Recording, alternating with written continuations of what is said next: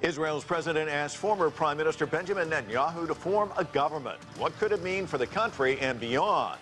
Hello, I'm Mike Walter, sitting in for Anna Naidu, and this is The Heat.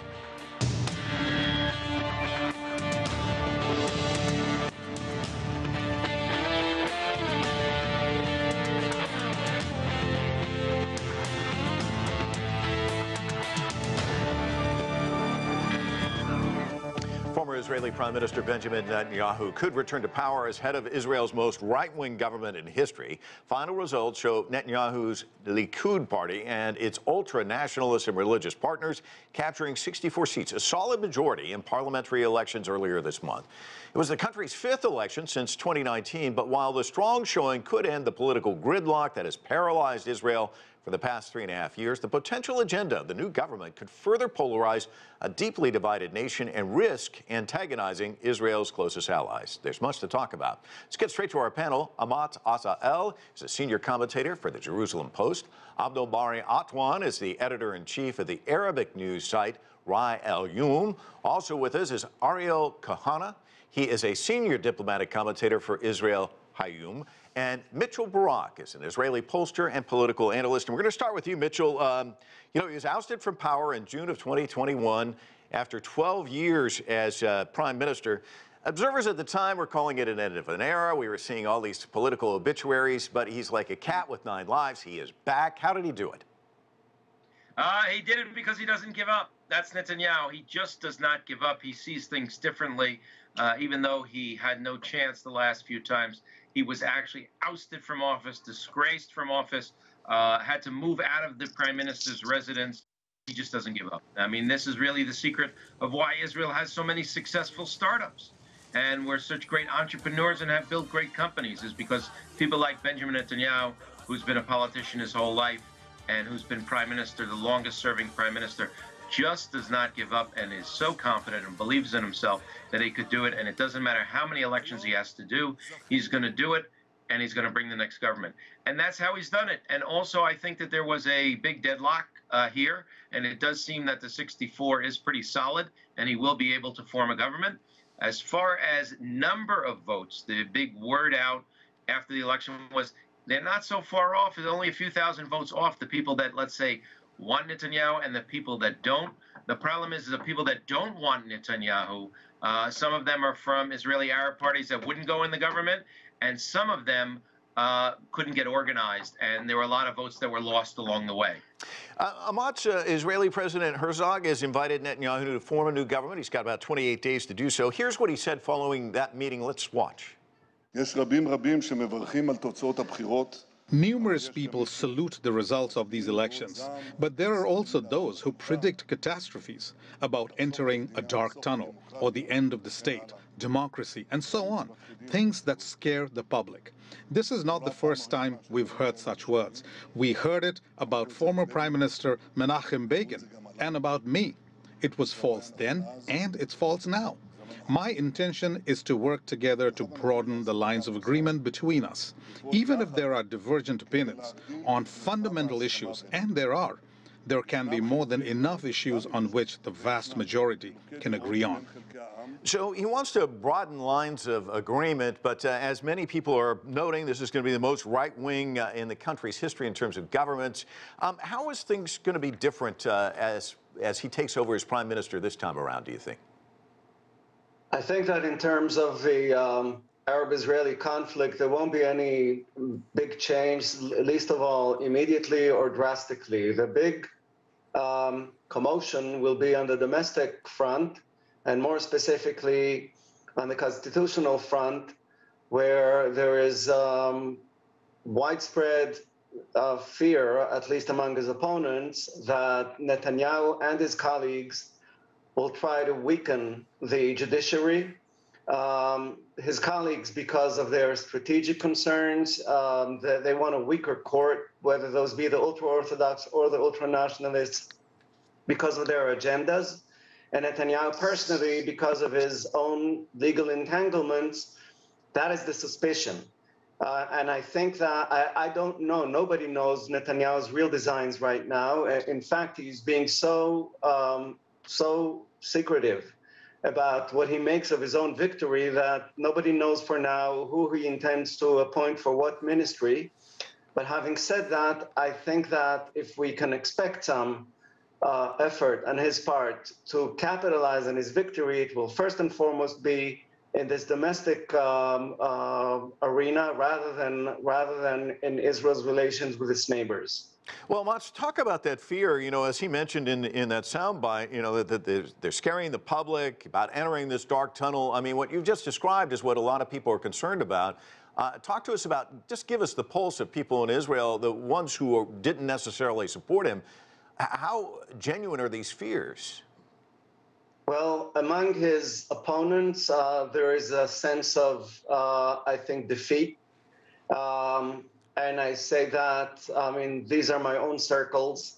And there is a sense of defeat, dejection, and often even despair. People say that the forces that have overcome them are much more demographically vital than the Israeli center and left's demographics. I'm not sure I share all that pessimism, but for the moment, and certainly for the remainder of this parliamentary term, which may well last its full 4 years, or at least some 3 years, this indeed is the situation. They have prevailed, and the ball is in their hands. Ariel, you recently wrote a piece titled "Netanyahu Must Not Squander This Hard-Won Victory." Quoting you now, at the age of 73 and starting his 6th term as prime minister, Netanyahu is Israel's undisputed leader. He has the freedom to be who he really is. So elaborate on that for us. Was he reticent in the past? Who is the real Benjamin Netanyahu? Mike, and thanks for having me. So I do think Netanyahu is a right-wing politician, right-wing leader, but for actually most of his career as prime minister, he always, I would say, was more moderate from some parts in his coalition. And actually, you can see the same dynamic goes on in the talks that held now about the new coalition he's trying to build. And that goes to the issue we just discussed with my colleagues here about the changes that might happen between the government and the judicial system, between whether to approve the overcoming paragraph between the power of the Knesset, of the parliament, and the Supreme Court, and so on. So, but it seems to me that in the coming government, because not only the coalition partners, but also in his Likud party members want those changes, I believe this time it's going to happen. Abdul, let's talk a little bit about Itamar Ben-Gvir. Some have labeled him an extremist. He was convicted multiple times for inciting hatred against Arabs. He was exempted from mandatory military service as a young man after he threatened Prime Minister Yitzhak Rabin for trying to make peace with the Palestinians. He says he's grown up, he's moderated, come to understand that life is a little bit more complicated.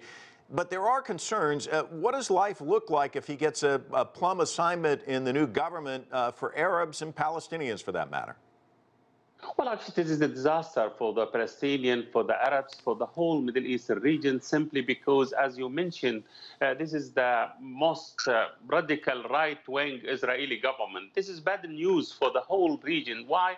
We knew Benjamin Netanyahu very well. He was there 5 times before, and he never actually helped the peace process.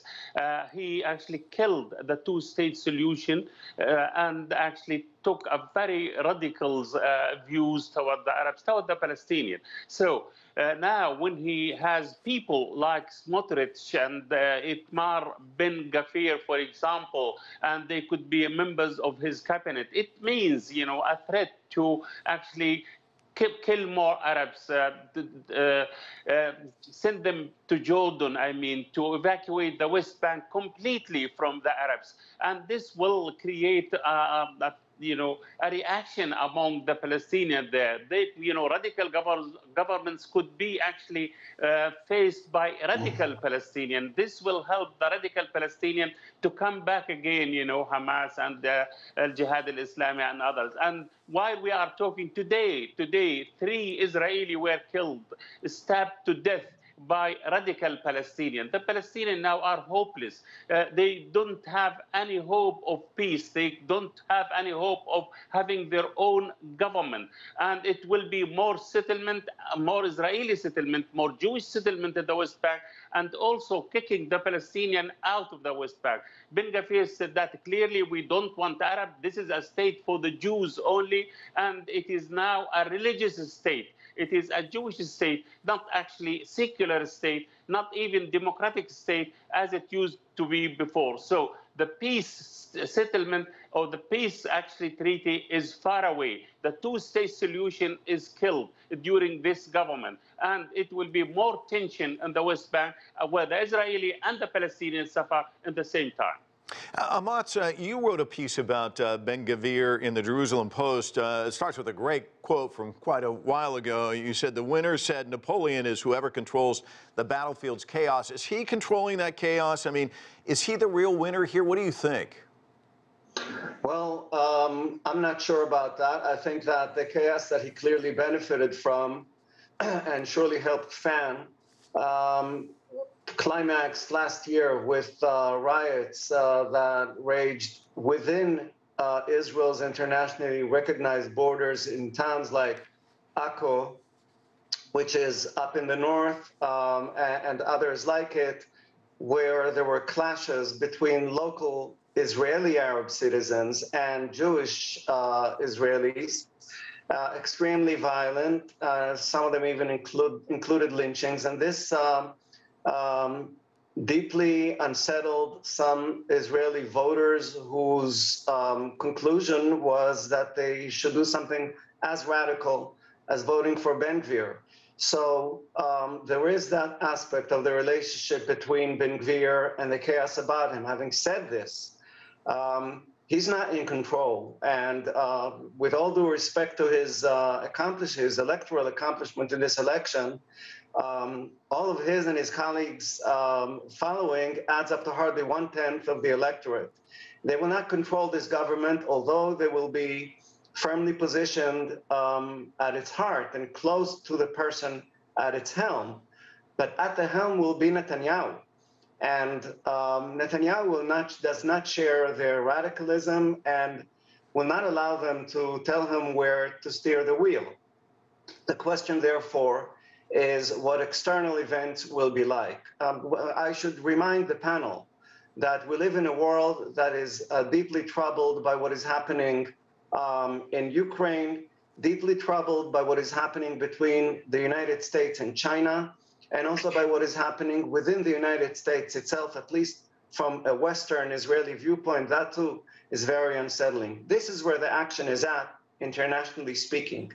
For the Middle East to come and steal this thunder, a lot more has yet to happen, with all due respect to this electoral drama right now here in Israel. Ariel, he says he's going to be firmly positioned. How does Netanyahu deal with this? Where does he put it? So let me remind, Mike, to my Palestinian colleagues that Netanyahu made 4 peace agreements with 4 Arab states. So to say that he is against peace, I would say it just doesn't rely with the facts. Now, I believe he will try to, I would say, keep the Palestinian issue more or less the way it is now. Everybody understands there is no solution to this conflict. We keep hearing from the Palestinian side the same propaganda for so many years, but they are not doing what is needed to do. And by the way, I'm not the only one to say that. Even the current American administration is saying that there is no chance to have a deal with the current Palestinian leadership. So Netanyahu, as the Americans will do, will just try to handle it, that the flames won't be as high as it was today, unfortunately. But to talk about a real solution, I think it's not on the table. Abdul, I want to give you a chance to respond to what he just said.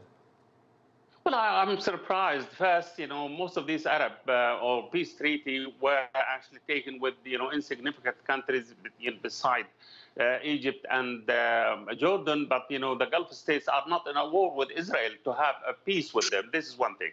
Second thing, if Benjamin Netanyahu didn't want to make peace, and the American government believed this government, this Palestinian president, is not actually qualified to make peace. This Palestinian president have been talking to the Israeli for 30 years, and with Netanyahu in particular. And what is the outcome? Is more violent, more annexation, more actually settlement on the West Bank. This is what happened. So I think now the situation is completely different. There is some sort of armed intifada in the West Bank because Palestinian people are frustrated, and even the Palestinian Authority is frustrated. They can see there is no peace at all. There is no two-state solutions. There is no Israeli government which is capable actually to make peace with the Palestinians. If the Israeli would like to have peace, they should have this peace not with the Arabs, with the Palestinians who are inside the Palestinian territories, occupied territories. To go to the United Arab Emirates or to Bahrain and make peace with them, this is not peace. The peace should be with the people who are looking forward to the peace, which is the Palestinian.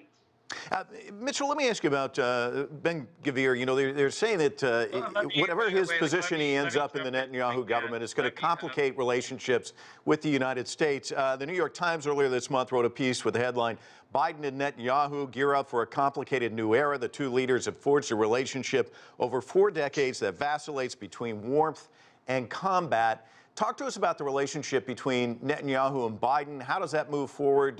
How do you see that shaking out? Okay, let me first go back to what we're talking about, because we've mentioned the Palestinians' peace. Everyone blames it on Netanyahu, who's about to start like his 15th year in his 5th term of office. And I just want to congratulate Mr. Bari Atwan that we didn't. No one mentioned the Palestinian elephant in the room, Abu Mazen.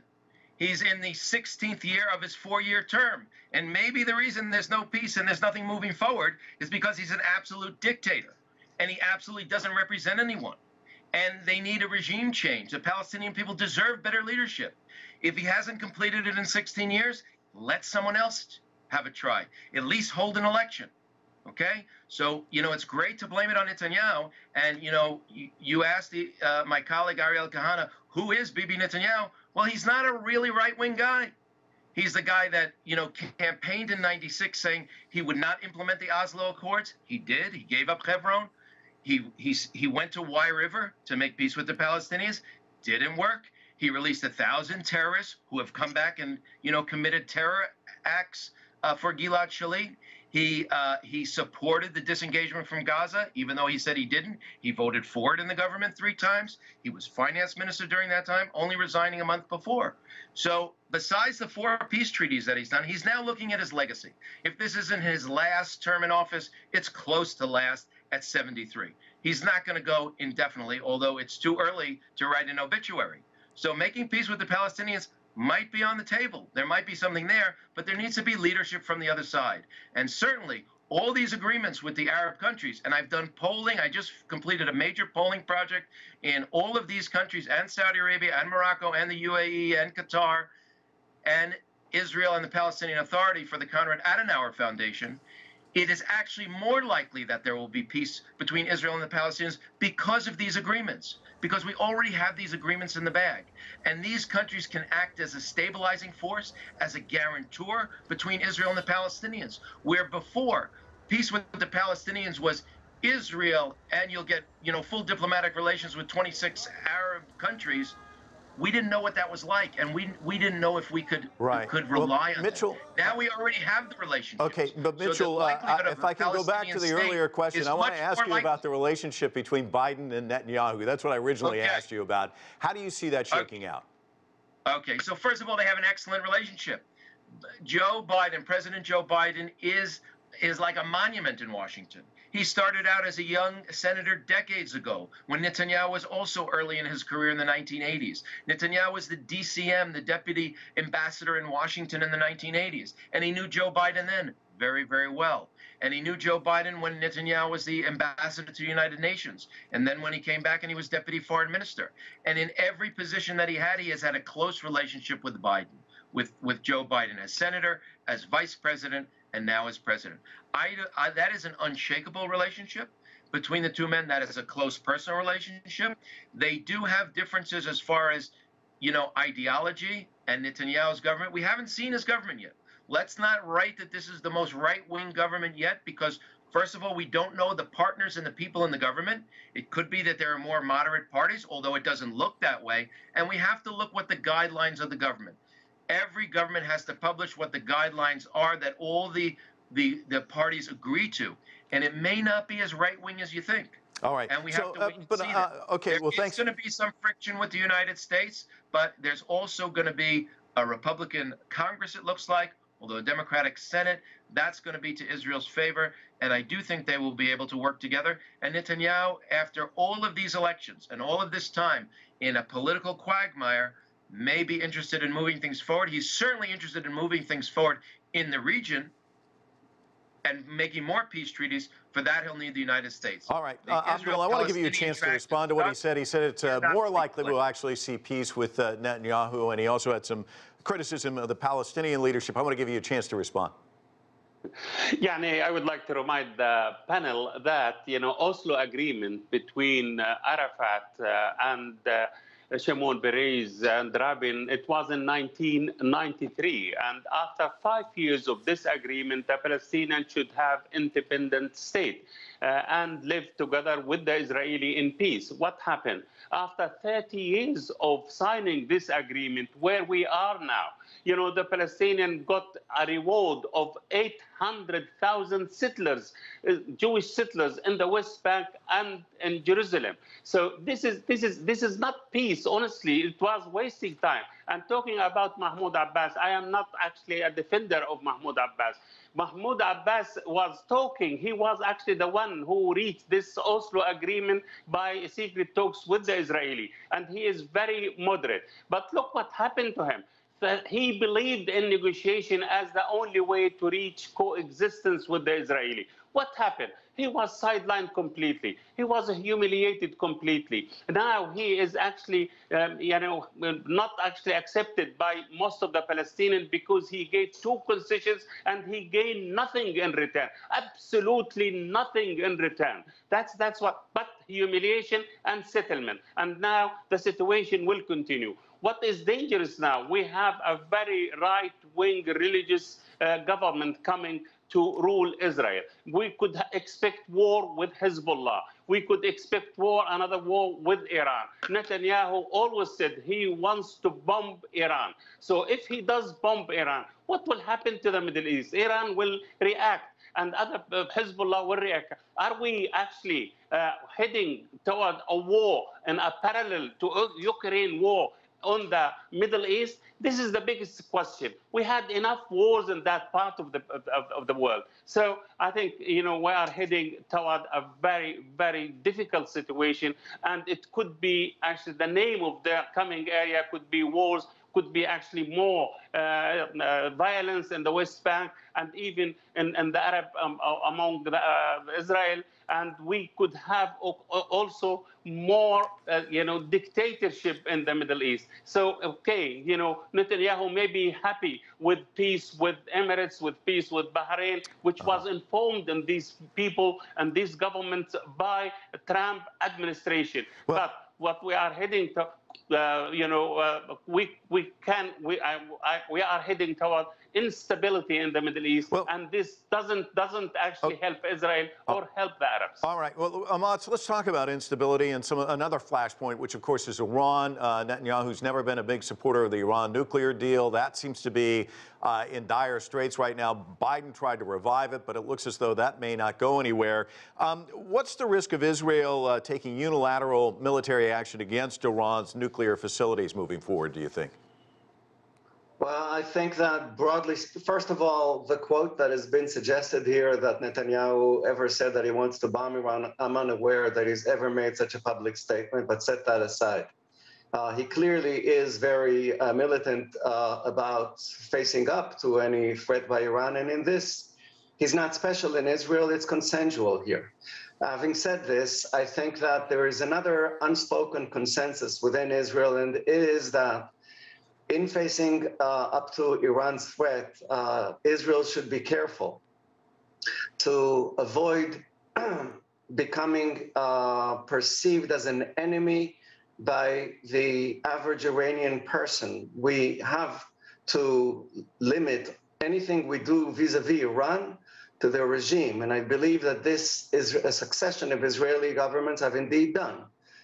They did try reportedly and systematically to sabotage Iran's nuclear program, and they have been facing, the Israelis have been facing up to the Iranian effort to sink military routes in Syria, but we have avoided becoming fashioning ourselves as enemies of the Iranian people.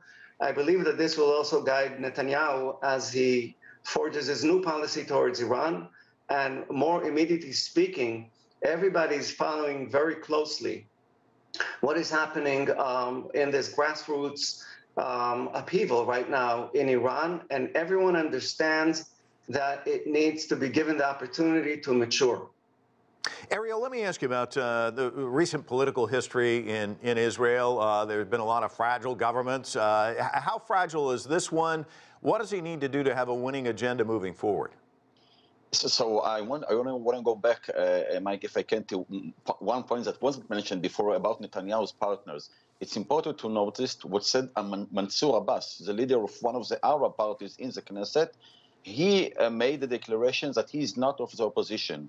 So probably, although it will be a right-wing government, in this case, we will see cooperation between Netanyahu and this Arab Muslim leader, Mansour Abbas. Now, going to a question, I think it's quite sure to say that after 4 years of crisis and 5 elections, finally there will be probably a stable government because the majority is clear and stable.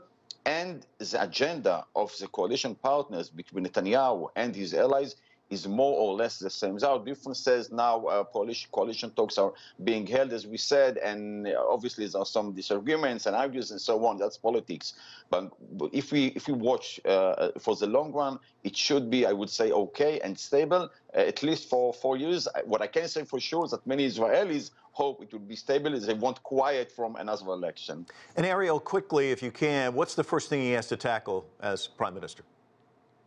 Also, actually, there's plenty of them. I can't tell you what is first in priority. You have terror that we suffered of just today. We had Iran, we mentioned. We had, of course, internal law and order missions. That's the reason why Ben Gvir got so much, so strong support. People want law and order in Israel. We have a problem of internal crime, quite similar to what in some cities in the US. So he will have to face everything, and very quickly. Of course, economy I didn't mention, and so on. It will be on everything in his table very quickly. All right, that's a lot to cover. Thank you all for joining us today. It's been a great discussion. Really appreciate it. And that is it for this edition of The Heat. I'm Mike Walter in Washington, D.C. Thank you for watching.